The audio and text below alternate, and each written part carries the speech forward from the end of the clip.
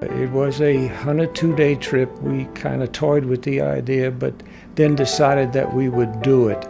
It was going to be the last cruise around the world by this particular ship, which is the steamship Rotterdam of the Holland-American line.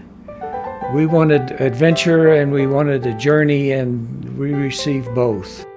I wrote a note and slipped it in the bottle and told them that we were on a world cruise, and the finder, I would send them a $5 bill if they send me where this bottle was recovered. I never had written a note, put in a bottle, and dumped it in any body of water anywhere in the world. That was just a flash. Since we were crossing the equator, that was the first time I crossed the equator by ship, and I thought that would be a novel thing to do. I walked out on the aft deck, and I just delicately dropped it overboard. That was it. I was with my partner hiking a track called the Bibbulmun Track out in Western Australia, and just out of the corner of my eye on the high sand dunes to my left, I caught sight of a bottle, and I told Luke, I'm like, oh, what if this was the message in the bottle?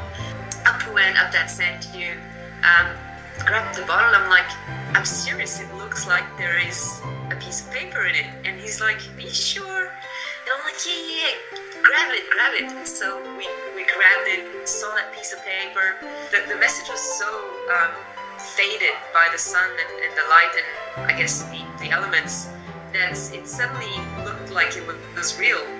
We could barely make it out, but the business card that was attached to it, Dr. T's business card, was very much in a very good state, and it looked like it was serious. So we were quite excited, and we were pretty sure we were going to follow up on it. So I told Luke I'd take a picture of him with the bottle he had just found and holding the letter in front of him that we had just read. And that's how the story started.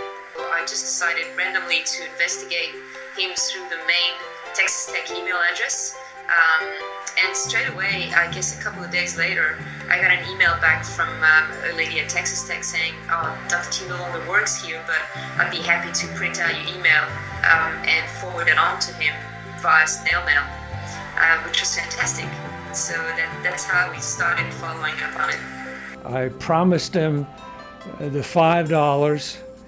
I sent that to them with interest. It was a huge package, and there's like at least 3 pages of a handwritten note from Dr. T, as well as little presents and postcards from Lubbock and things like that. And he's like, what is this? It's fantastic. And that was 14 years from the time that it was dropped until it was recovered, and that to me is still unbelievable. Who would ever think that a note in a bottle would float around the Pacific for, I heard, over 6,000 miles? Is difficult to comprehend. Starting from a random discovery on a beach that was turning into this international chase for the man who had dropped it, and finally this fantastic and such a generous and heartfelt return from Dr. T. So that was quite a special occasion.